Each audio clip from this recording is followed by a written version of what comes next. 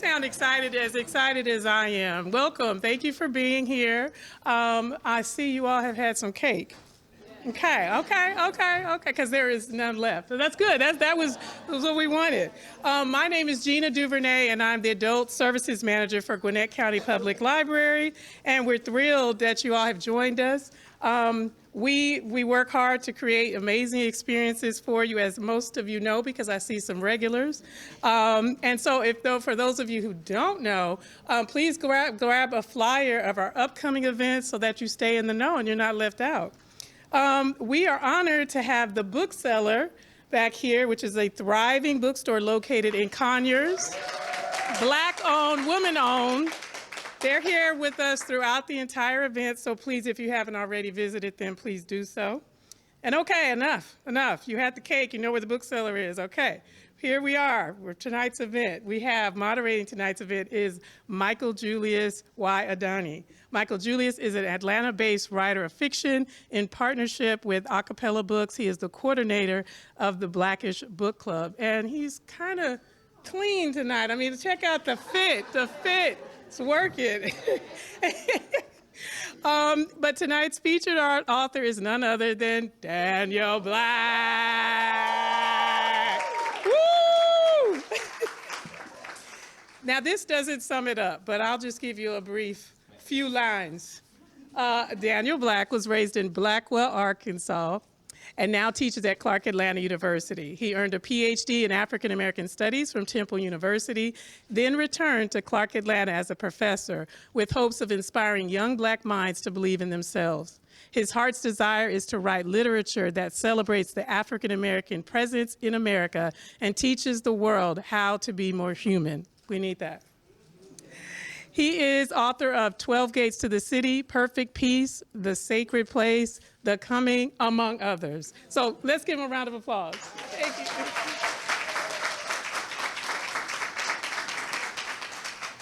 All right, thank you, Gina. Thank you all for showing up tonight. I'm so happy to see so many new faces, some familiar faces. As Gina mentioned, I'm an Atlanta-based writer of fiction.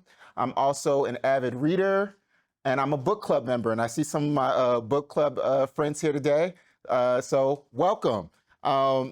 Gina kind of did some of my job because I think I was told to come up here, have a conversation with Daniel and introduce him. So she stole some of my introduction thunder, but I'm still gonna revisit some of the points that she made just so we can really capture, for those that don't really know who Dr. Black is, capture his essence a little bit. So this is my proper written spiel about Dr. Black. Not necessary, but if you have to, go ahead. For the new people here. So Dr. Daniel Black is a master storyteller whose work bridges generational divides through radical vulnerability and profound empathy. Born in Kansas City, but raised in rural Arkansas, in a rural Arkansas town of Blackwell, population around 100, I believe. Maybe. Woo, right? He was shaped by his great-grandmother, Stella Swinton, born in 1894, who lived next door in a 4-bedroom shack and served as his first literary mentor.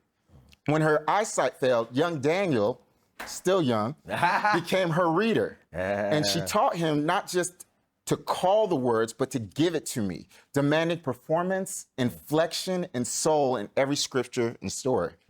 This early apprenticeship under a master teacher planted the seeds for his later calling as both educator and novelist. Currently a professor of African American Studies at Clark Atlanta University since 1993, Dr. Black has authored 9 books, a few more now, including Perfect Peace, The Coming, Don't Cry for Me, and the book that we're going to speak about today, Isaac's Song. His work fearlessly explores themes of masculinity, family trauma, and healing within Southern Black communities.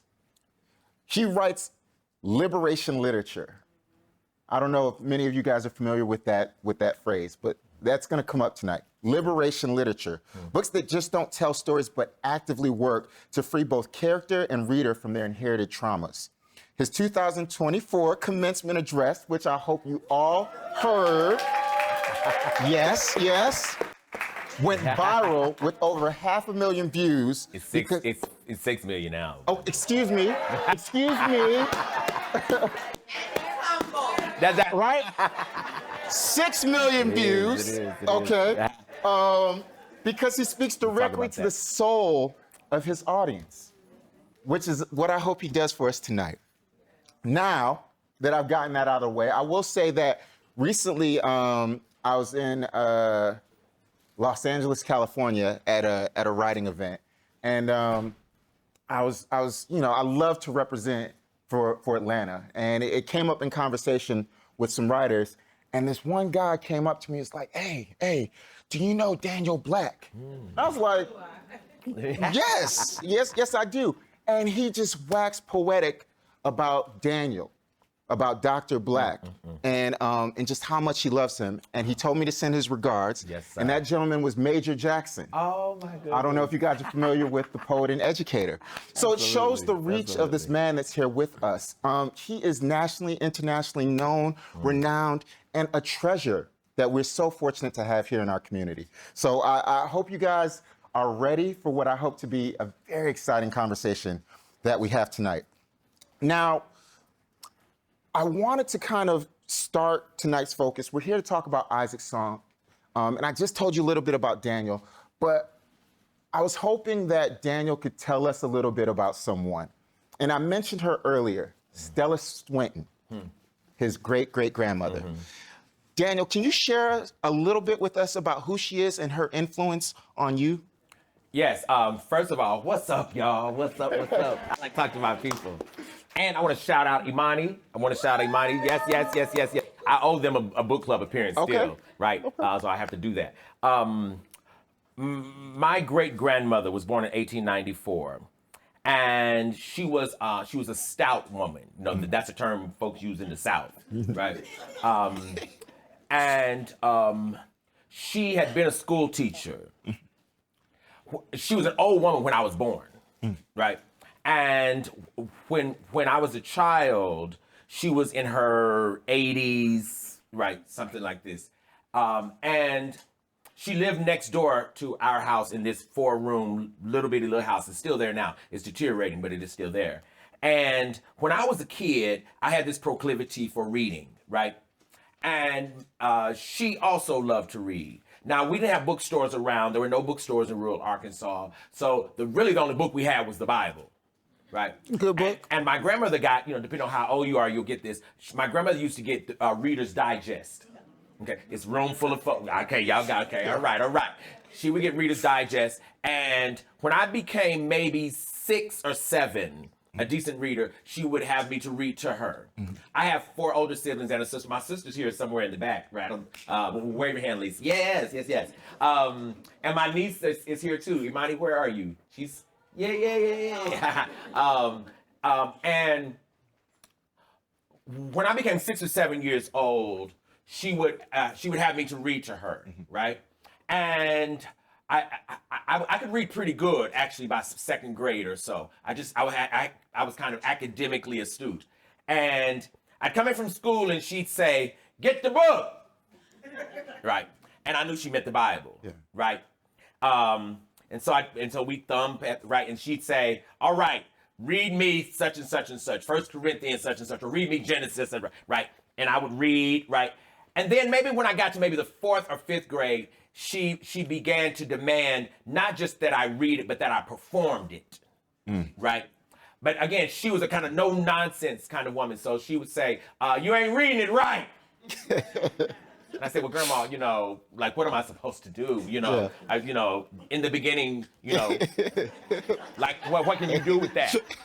Right? God created the heavens and the earth was, And she said, you calling words.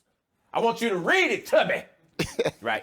And really, as a child, I really did not understand what she meant. Yeah. So I mean, I would get so frustrated because she'd say, "Read, boy, read it to me. You just calling words. Don't call no words. Read it to me."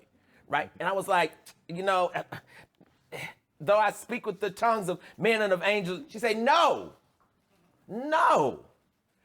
And I'm sure it took me a year or two to really put together what she meant. Because she did not have really, she did not have the verbiage whereby she could articulate, right, the complexities of what her soul was really calling for literarily. Yep. Right. So it took me a minute to piece together, kind of what she meant. And I pieced it together by watching how she responded to pastors and preachers at church. Right. She would just, she had a way of shouting where she would just, her arm, she'd just reach out. Right. And I used to love to see she would just be so overwhelmed. Yeah. Right. We called it getting happy back in the day. Right. And so one day she had me at her house and she said, she closed her eyes. She said, give me Corinthians. Right. And I knew what she meant. She loved that, the other chapter 13. And she said, listen to me. I want you to take that. I want you to put it in your heart. Don't read it next time. Right? She's telling me to memorize it. Right? She said, put it in your heart.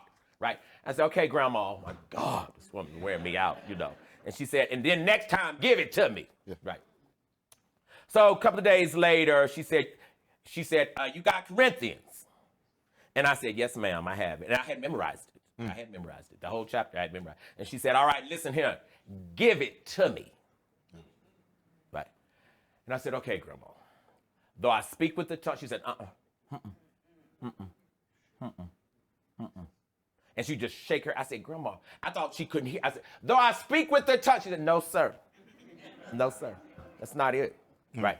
And so kind of magically, I said, I'm just going to try this same thing that these preachers do. Yeah. Right. And so right in her little living room, I'll never forget it. I said, though I speak with the tongues of men and of angels and have not love, I'm become as a sounding brass or a tinkling cymbal. She said, oh, shit.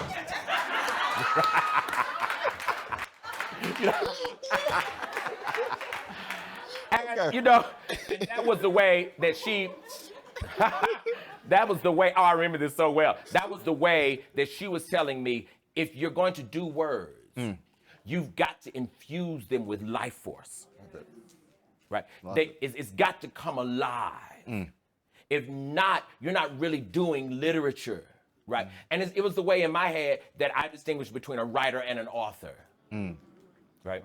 And so from then, every time I write something, I read it out loud to see if how it will sound in my reader's head. Right? And in many ways, I try to force the reader to read it the way I hear it, which is extremely difficult to do. Right? Some of that's punctuation. Some of that is actually word placement. Some of that is even the rhythm and the cadence of the syllables of the very syllabic structure itself. Right? And so I'm doing all of this. But I didn't know that going to a black church, the blended church musician, was actually preparing me for literary life. Right? Yeah. And I say that because in many ways, black institutions like the church, et cetera, have done magical work for black people. And we've not really even drawn the connections of the ways, the ways that these Easter speeches ended up creating a Martin Luther King. Right? Or a Malcolm X, or a Fannie Lou Hamer. Fannie Lou Hamer did Easter speeches. Right? That's why she ended up before the whole world, really. Right? Shirley Chisholm did Easter speeches. But we've never really realized how the Easter speech was really the way black folks were saying, we're preparing you to be able to speak out loud and to be unafraid. Right? And so I'm trying to take these traditions, and my grandmother instilled that in me, right, as a child. And I was I was a precocious child, right? That's the word we're going to use right now. Let's do it. Right. Yeah. And I was creative in some ways beyond. I was creative probably beyond my father's comfort, right? But my grandmother loved it. But she was very, very disciplined too. But there were things she absolutely loved about creativity. And she told me one day as a kid, she said, if you won't change, if you go head on, this is the way she said, and just be yourself, the same folk laughing at you gonna follow you. She told me that, right? And I suppose some of that has come to pass, right? Because here I am now writing for the world, right? And so that's who she was, and I carry her with me all the time, and that start in rural Arkansas, and that landscape and that place, right, is really the context for most of what I write. Whew. Thank you. And we see that. We see that in so much of that infusion, particularly in your latest work that we're here to discuss. But, as everybody, what we just witnessed, this conversation, I hope for most people, is less of a book discussion and more of a kitchen table talk in that tradition, right? Like, we really want to just get to know you and just how you give it to us in this work, like you gave it to your grandmother. Can you, your great-grandmother, can you share with us a little bit about what Isaac's song is? Because I see a lot of what you just shared in this work, what it is, and maybe after that, can you, read a little bit for us? Okay, sure. Isaac's song is an ancestral obeisance. It's an attempt it's a young man's attempt to construct a healing moment with an ancestor, right? In this case, it's his father, right? Isaac's song is really asking the question to the whole world, how do you heal with one who is no longer in this physical realm, right? But also, how do you honor a person? How do you honor an elder and critique them simultaneously, right? Because historically, we do one or the other, right? How do you bow before someone, right, who lacerated your back, right? It doesn't mean they didn't love you, though, right? And part of what Isaac realizes is part of the way you do that is to realize the role those people played in your ascension, right? Which can be hard to realize, which can be hard to see. See, Isaac has believed that he's brilliant. Isaac has believed that he's gone and gotten a college degree because he's brilliant, not because he came from those people, right? And what Isaac discovers is it's his father's discipline that got him through college, though his father has never seen a college, right? And when Isaac puts this together, he's like, oh, wait a minute, whoa, gosh, wait a minute. How did this happen? His car breaks down in Chicago, right? And he knows how to change the spark plugs because of the father he had, right? Instead of having to drive it to a mechanic, he does it himself. And then he's like, oh, wait a minute, dang, this is why I know this, And so it's about what does it mean to have the ability to say, hey, Daddy, you hurt me, right? But you also prepared me. Right?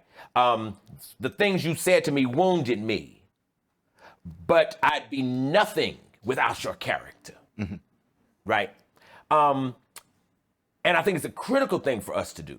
Because sometimes what we try to do is, let me just love these people and just forget. Let me see if I can just get over what happened to me. But that's why most of us are making therapists rich, right? Because you don't just get over it. You got to work through that. Yeah. Right?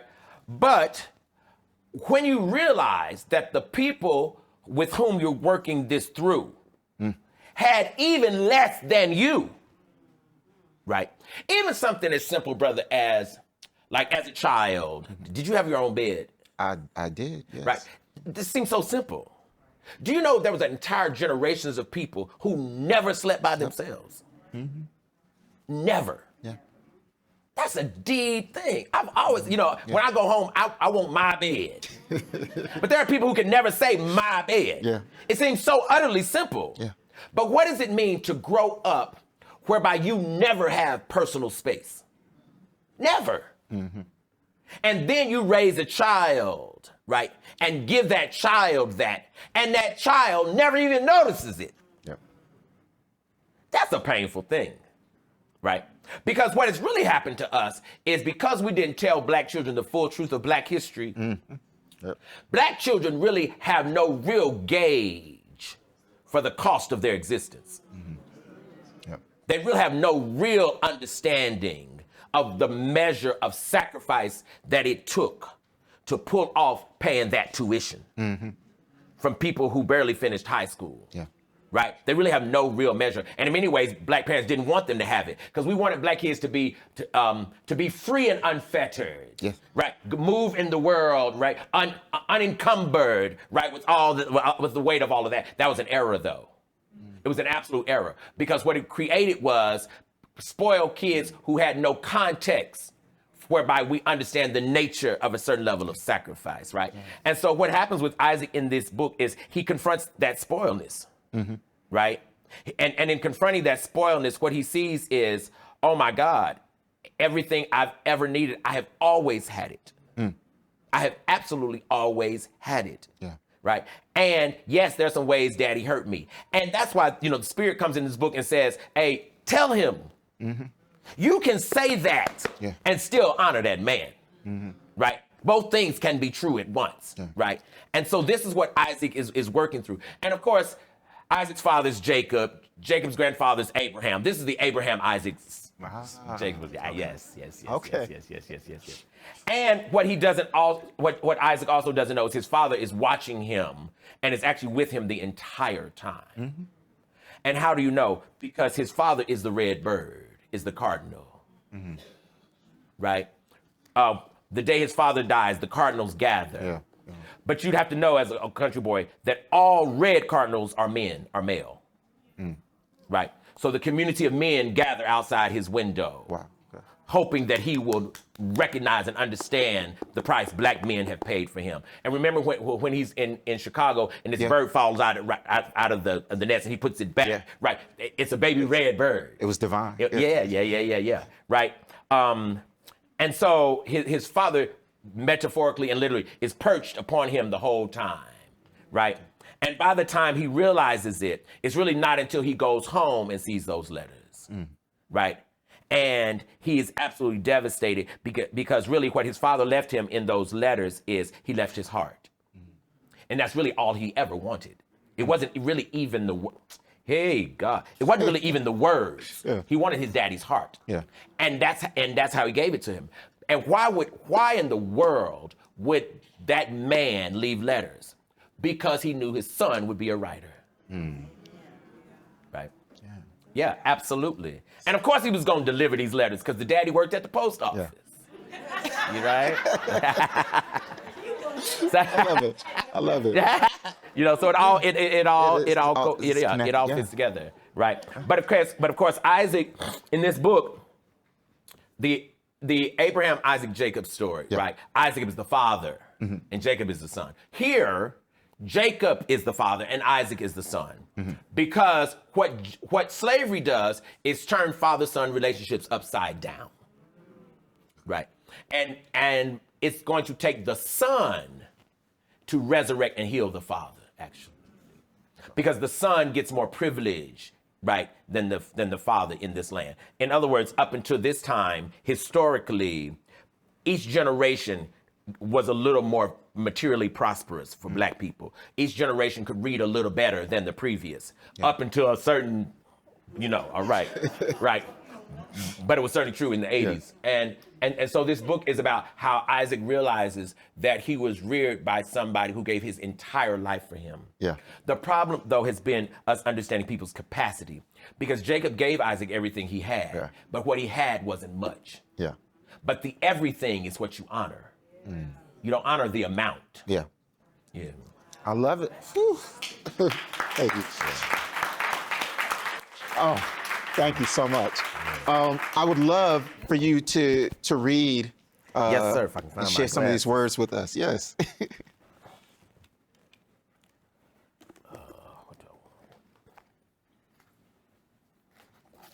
Don't try to read along with me, y'all. Don't do it. I'm not even gonna read what's on this page. A turning point happened for me in 10th grade. I was 15 or so and fast as anyone on the track team, at least so I thought. I knew this simply by watching them. They were fast, but I believed I was faster. One of the track stars, a boy named Calvin Mutt, called me a word I abhor, and I shivered with fury and shame. I challenged the bastard and his buddies to a race, and they accepted. You? They shouted, you gonna race us?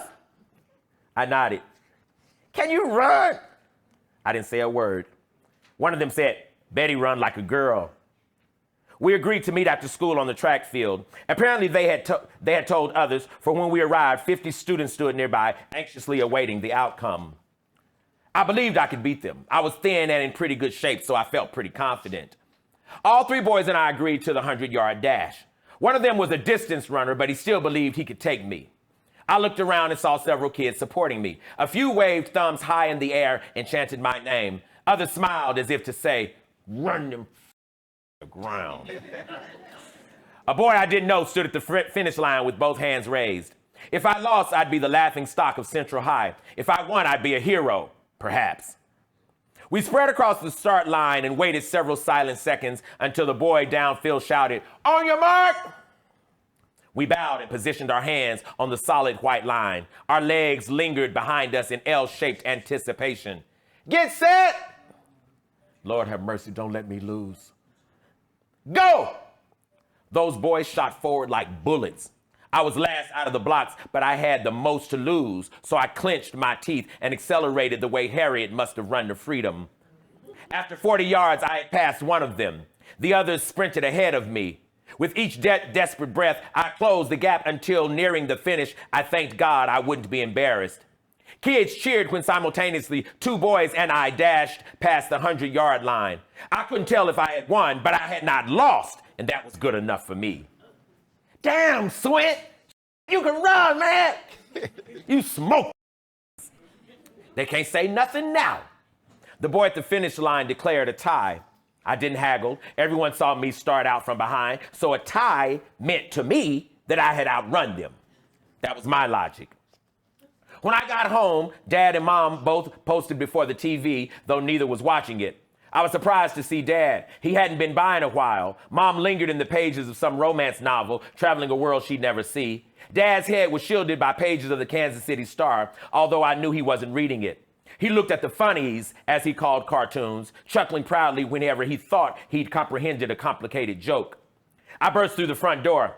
Mom smiled, sensing something wonderful. Dad looked over those unspeakable reading glasses, the ones with the doo-doo brown frames and cracked lenses, frustrated that I had interrupted a perfectly mutually constructed silence. I won. Mom placed her novel on her lap. You won what, baby? A foot race, Mama. I won. Dad folded the paper, having heard something that piqued his interest. A few boys on the track team challenged me to a race. How many? He asked. 3. And you beat them, baby? Mama declared more than she asked. You beat them all? Yep. I looked to Dad for affirmation, but he had none to give. I was behind at first, but when we were at the finish line, we were all even. Mom stood and hugged me. That's good, honey. You surprised yourself, huh? Guess I did. I knew I was fast, but not that fast. Dad repositioned the newspaper before him and said, though not uglily, you didn't win, boy. What do you mean? You weren't there. How you know? Mom's eyes narrowed. Isaac. Dad didn't look at me because you didn't beat them. You tied them. I wiped joy and sweat from my brow. Dad, I was behind when we started. I caught up with them. That might be true, but that don't mean you won. Mom stared from Dad to me and back again. She gave me the let it go smirk, but of course I didn't. Dad and I argued until defeated, I surrendered. Fine, whatever, I said, and stepped toward my room. Before I got there, Dad turned and asked, how did you run? I turned and chewed my bottom lip. Excuse me? What do you mean, how? Jacob, please. I mean, like, how? I knew what he meant, but nothing in the world would have made me answer that question. I ran like people run. The insult moistened my back and underarms. Soon sweat streaked my temples. I hope you did, Dad said. I hope you wasn't out there. Out there what? Stop it, you two, Mom said. Just stop it. Embarrassing yourself. How can I embarrass myself if I won? Or at least almost won. I stared at Dad, daring him to say what he was implying. Well, it don't even matter now. My eyes must have blazed scarlet. Yes, it does. Yes, it does. If you got something to say, say it. Isaac, Mom shouted, afraid my tone would incite Dad's rage. Go to your room now. No, Mom, no. I won't go to my room. I'm going to stand right here and wait for Daddy to say whatever it is he's trying to say. Neither of us yielded. Dad stood and matched my gaze. I said what I wanted to say. He over-enunciated. His warm breath brushed my face. Knowing I couldn't whip him, I never thought I could, I went to my room and slammed the door. If Dad had said what he was thinking, we would have fought that day. He worried that I had sashayed down the track, twisting and twirling toward the finish line. Even though I had won or tied from his perspective, his concern was whether I had run like a girl. Well, I hadn't. I didn't think. But I wasn't sure. And that messed me up for days. I couldn't get the possibility out of my head. There was only one way to know, and finally I faced it. I approached a white boy from geometry class who had been at the scrimmage. He was always reasonably kind, so I thought he'd tell me the truth. I also thought he'd be uninvested in my response. Hey, David, I asked one day after school. Wait up. Hey, Isaac, what is it? I want to ask you something. Sure, what is it? Remember the other day when I raced those boys down the track? Oh, yeah, man, you can really run. Yeah, okay, but I need to ask you something. It's kind of personal. His innocence morphed into suspicious curiosity. Sure, anything. I swallowed hard. I was just wondering if you think, or if you thought, that I ran like a boy. He shook his head. Isaac, you ran fine. Don't worry about that. Now I got worried. That was nice, but it wasn't an answer. David, do you think I ran like a girl? Hearing desperation in my voice, he knew what was at stake. I don't know, Isaac. I can't say. He tried to leave, but I grabbed his arm. David, don't spare my feelings. I just need the truth. Just give me the truth. David looked at me, then looked away. I don't like this, Isaac. I don't either, but I have to know. He sighed. Okay. Some boys laughed at how you ran, said you twisted and switched, but I told them to cut it out, but they wouldn't. When you caught up with the others, they shut up. I nodded. Don't pay that shit any mind, man. You have nothing to be ashamed of. You outran those stupid Thanks, David. I mumbled and escaped to the gym. I had embarrassed myself. I hadn't meant to. That's why those boys hadn't said anything afterward. I had won, but oh God, what I had lost. Ooh. Yeah. Boy. Oh. Wow. How do y'all like our kitchen table? It's all right? It's all right? So really the point here is, first of all, what father says that to a son? Right? I think that's first. I think a second thing is, the thing that's so ironic about this book, that was so healing for me in this book, is by the time we get to the end of this book, Isaac is the only thing Jacob has. And Isaac has a spiritual gift of being able to commune with the ancestral, which we learn from Don't Cry for Me. Yeah. Right? Isaac can talk to the spirits, right? And the irony now is, by the time Isaac gets to the end of the book, right, the spirit Isaac needs to talk to is his own daddy, right? And the daddy needs it too, because the father is also wounded, right? In other words, the irony that Jacob discovers is that he birthed the thing he needed, right? He literally birthed the very thing he needed. But since it didn't come the way he wanted, he missed it, right? His very salvation was in the son he needed. Because the end of this novel, right, when Isaac begins to write this novel, it's about Jacob, right? Yeah. He just renames him Matthew, right? He's really writing his father's story, right? And so, in some ways, what I was playing with this notion of, as black people, be careful of who you throw away. right? Because sometimes you throw away the Savior you've been praying for, Yeah. right? And Saviors never come the way we prefer. Never. They never, ever, ever come the way we prefer. And 99 times out of 100, the Savior you need is the one you birthed, is the one you groomed up. So in this case, Isaac needed healing from these moments because for him to believe in his heart that his father would demean and degrade him in that way, right, left Isaac so wounded that he could not see his father as sacred and as divine. Yeah. Right. But what he comes to understand is by knowing and by reading the father's letters is that the father's limitation was inherited, right? Not self-constructed.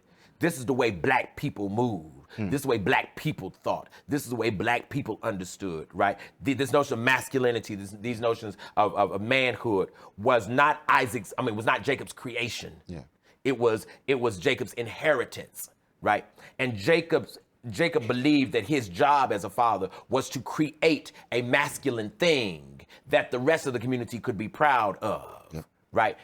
But the thing Jacob missed was also, in a way, he missed understanding the divinity of Isaac. You know, even in the biblical story, it's Isaac who takes Jacob up to the mountain, right? Most of us know this story, right? Because he's going to sacrifice him because God says, right? What's really interesting to me, right? No, most people are not going to agree, but what's really interesting to me is, and of course we're so happy because God interrupts it right before Jacob does it, right? But what most people never think of is, what was the trauma of Isaac when that incident is over? That stake is almost at my heart. Yeah. What does it mean for Isaac as a little boy to believe my father loves God more than he loves me? Right? Something's wrong with that story. But okay, we're not going to, okay. Listen. Whatever. All right. No, thank you. Thank you for taking us here where we are right now.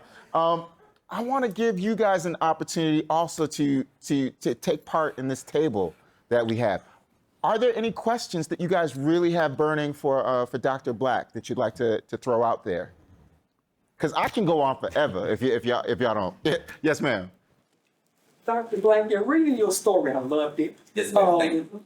The mother, though, Yes. even though he reverenced his mom, Yes. the portion when he finally comes home and admits that he is gay and his mother slaps him. Yes. Yes. I was always wondering, so why he didn't have a problem with mom? Because she was living in denial. That's right. That's right. Throughout this story. That's so right. even though she wasn't treating him That's the way right. the dad was. That's So absolutely right. Can you expound on Absolutely. Absolutely. This story is really about the ways in which hurt people reconstruct memory. The way we make people what we need them to be in order to justify how we feel about them. See, Isaac adored his mother and he wanted to. So he made her more excellent than she really was. But also, he despised his father because he needed to. So he made him more evil than he really was. That's the whole thing the therapist is trying to get Isaac to see throughout the whole book. You're not really dealing with your father. You're dealing with the memory you constructed of your father. Right? That is all a creation in your head, right? 95% of us, right? You're not really remembering your mother. You're remembering the emotional ways she made you feel. And because of that, right, we give them all kinds of traits, some of which is not true at all. You know how you grow up with a sibling and you say, oh my God, remember that Christmas when Uncle so-and-so came and Aunt so-and-so came and we laughed, and they say, wait a minute, no, Aunt Jenny wasn't there. Y'all, you've had this happen. And you're like, what are you talking about? Of course she was. They were like, no, she didn't come that year. Yes, she did. And it's like, I mean, was the woman there or not? Right. The point is that the point of memory is not truth. Memory is not for history. Memory is for the safety of your heart. Right? And we construct memory. We make memory. We make people do and be certain things in our head, right? In order that we can carry them in our souls. And that's exactly what he did to his mother. Because she is problematic and she's alcoholic on all these, but some kind of way she stays sweet the whole time. Right? But be careful, because we also do that on the other end of the continuum. Yeah. Somebody's just horrible, and they were just they weren't horrible all the time. Yeah.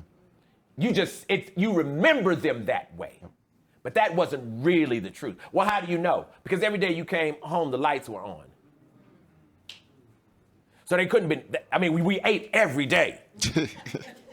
You see, so I'm saying there are all kinds of ways where we were just wounded, and once we get wounded, we wound the person's memory. Yeah. And so everything about them becomes horrible, becomes awful. You know, you ever met somebody who married somebody, and then later on they tell you, baby, she was crazy.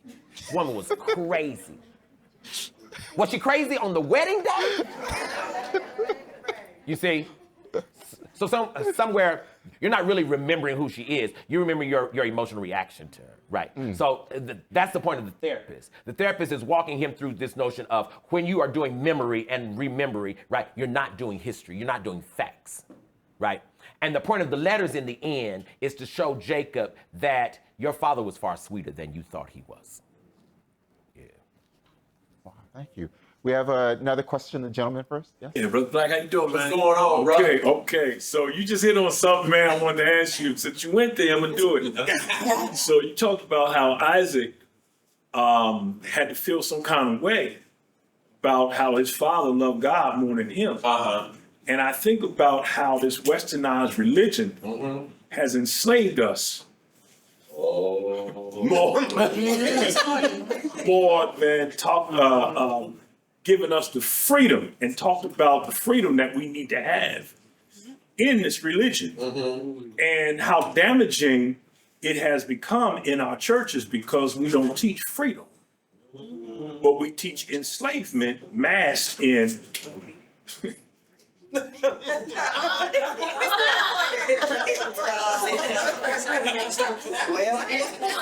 Can we turn the TV off? I'm just wondering, can we turn the TV off? Yikes. And I already know what I got the that's question. as a preacher and a D-Min student. Brother Black, yes. Yes. I got the question clearly, and I really have an answer. I'm just wondering, can I say this out loud? Because the truth really is, part of what I'm doing, even in using the Abraham, Isaac, Jacob biblical story, is to show us that by taking somebody else's spiritual narratives, by taking somebody else's constructs of a God, sometimes we're doing our own bondage, right? Sometimes if we're not careful, what we're thinking is liberating us, is actually putting us squarely back on a plantation, right?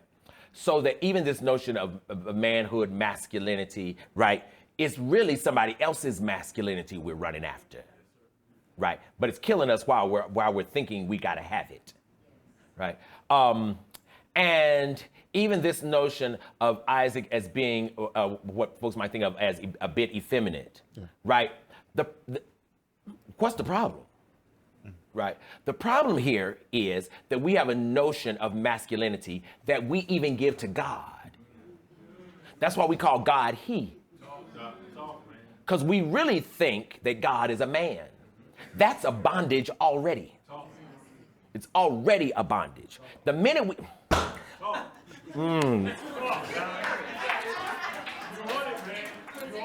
The minute we make God a man, we give God a penis, right? The minute God gets a penis, God gets a sexuality. The minute God gets a sexuality, God gets the possibility of abuse, right? Which is why then we can hear about, you know, somebody waking up pregnant and we think that somebody has been blessed, right? Yeah. Put him out and let me get this other question. I'm just being serious. Like, she had a question Yeah, first. So, yeah, okay. Yeah. Yes. So, I call you later, brother. yes. But that is very important. It really is very, very important. And really what contemporary generations of educated black people are supposed to be doing. We're supposed to be critiquing traditions, right, as we uphold them, not just taking it. Right? Our critique of it is really our due to our ancestors. We're supposed to rethink this thing, right? Extremely important. Yeah. That doesn't mean throw it away, but it does mean sift it. You know, back in the day, we had a sifter, right? Because you were getting the clumps out, right? And so the job of a sifter, right, was to make a thing more excellent, not throw it away, right? But to make it more, and we're supposed to be the sifters, if you will, of African traditions, right? Not just the acceptors of it. And we've taken some junk that doesn't belong to us. And we've been trying to figure out how to make it work. And not only does it not work, but its plan was our destruction. Okay. All right. Ma'am, you had a question here? I'm afraid now. Don't. I want to take it to piggyback off my sister's question over there, because I was confused as far as the mother was concerned. Why was it all of a sudden a shock to her when she enabled, I guess is a word I could use, or I mean, she saw the same thing the father saw. I got it. Got it. Because women, under notions of sexuality, get a fluidity, femininity gets a fluidity in terms of gender performance that masculinity does not. Yeah. In other words, for most women, a boy could be what we think of as effeminate, right? And not be gay. And not even be worried, he's just creative. Let him just be himself. The minute a boy steps out of masculinity, a black man is troubled. Instantaneously. He has a little bear and he's 2 years old. The wife is like, it's a bear. Right? The daddy's like, that's too close to a baby doll. Right? You see what I'm saying? In other words, the mother comes with the kind of flexibility. She loves his creativity. She's a poet, really, in her heart. She's creative. So for him to be creative, no problem. Right? He can be that without being gay. Right? But for a black man, he cannot. He cannot. He absolutely. Which is why Jacob was like, what's your surprise? Right. But that's what I would when he took his hands off him at that point. He said, because Isaac was always different. But see, for most black folks, certainly in the 80s, different meant gay if you're a man. Yeah. It meant that. There's no room. There is no room for you to be anything else. But women had a capacity for the possibility that a person you could be a dancer and not be gay. Not black men, no, you can't. No, you can't. Okay. Unless you're gonna be like, you could do tap maybe. But why? Because tap is hard and perform and physical enough that it looks masculine. But if you're doing ballet, you're not doing it in this house. You see, yeah.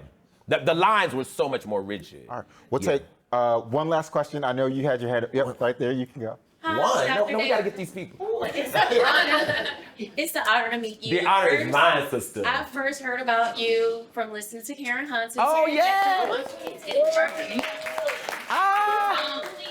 Please indulge. Please indulge. I appreciate that. That's how I met this young man. Oh, my God. And I fell in love. Oh, wow. I'm in love with you too, sister. My question is, due to the history with us, the big migration and the history of us transitioning to Chicago, why Chicago as the setting? Is there a correlation between the history of us and Chicago and Isaac and his dad? Yes. Why the setting of Chicago? Because it's so historic. Yes, and that's really why, right? But also, I was playing with this notion of where black people migrated to, right?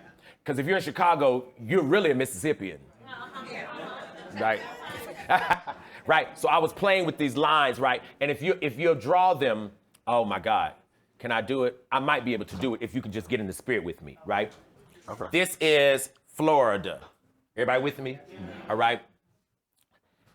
Kansas City, where Isaac is born, right? Very important. Isaac, his father takes him to Arkansas, right, which is south, right? He ends up back in Chicago, right? In other words, I'm playing with this notion of how Isaac keeps going back and forth across the Mason-Dixon line, right? Because Isaac is not born in the South, right? But Isaac's father is, right? So Isaac gets Southern inheritance by virtue, right, of his daddy, right? And his father brings him all kinds of things. You know, he tells him, what a nigger toe is. He said, and Isaac's like, what the hell is that, that inheritance is really the inheritance we have as black people. So Isaac has got to contend with that because and the land is back down here, right? So in order for Isaac to actually get the inspiration he needs to write, he's got to come back, right? In other words, metaphorically, there are some things that as black people, if we're going to prosper, we're going to have to come back down here. Right, and wrestle with some things and fight some things through, right? That's really in the soil of this place called the South. Yeah. All right. Thank you. You know, I have to say, I'm so grateful for this evening and what we're experiencing here. The space that we're in, we're talking about the South, but I think in the way that you do that, you also talk about community. And the community that we're present in today, in a library, book club members from all over, booksellers, readers, writers, all of us coming together to commune on this special evening. So I'm so thankful that you could have been anywhere else tonight, but you chose to be here with us tonight. So thank you so much. Thank y'all so much. Y'all, oh my God. And we do have, yes. That's a question you might want to know. What are you working on there? Oh, That's, oh, wow. That's right. I have Yeah. one that's already done, that's already at the publisher. You don't mean that. No, you don't mean that. But I can't tell you, I'm almost finished with the screenplay for Perfect Peace. So that's coming. Yeah. So that's coming. Yeah. It's coming. Wow. So it is coming. That is coming. Lovely, That is coming. lovely. That is That's great news. You heard it here first. So yeah, that's coming. I have a brand new novel called Simon Says. Okay. That is probably the riskiest thing I've ever written. All right. Simon Says. In fact, if you want, Simon Says might put you in the mind of a male version of The Bluest Eye. Okay. Yeah. It's about little black boys. And about, I love it. Oh yeah. Love it already. Yeah. It's really something. Okay. I'm 126 pages into The Coming Part 2.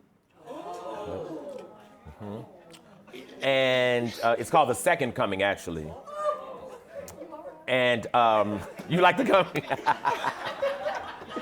Yes. Right here, it was so emotional for me. I had to stop Wow. and start and stop and Yeah, this is plantation years. Yeah. Yeah, The Coming was the boat. The Second Coming is plantation years. All right. And then the third thing, which is probably the biggest project, is I'm writing a black Bible, a black scripture. Okay. Right. That yeah.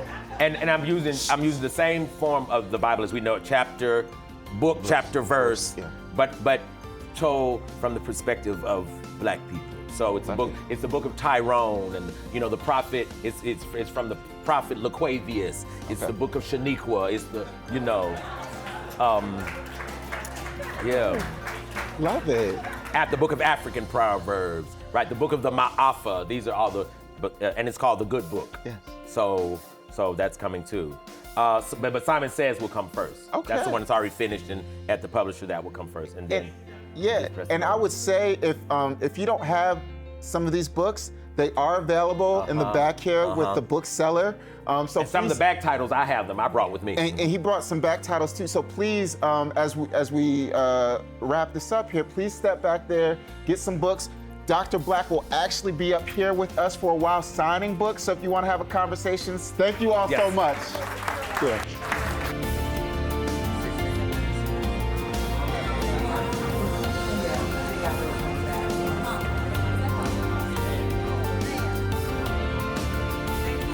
I know you know.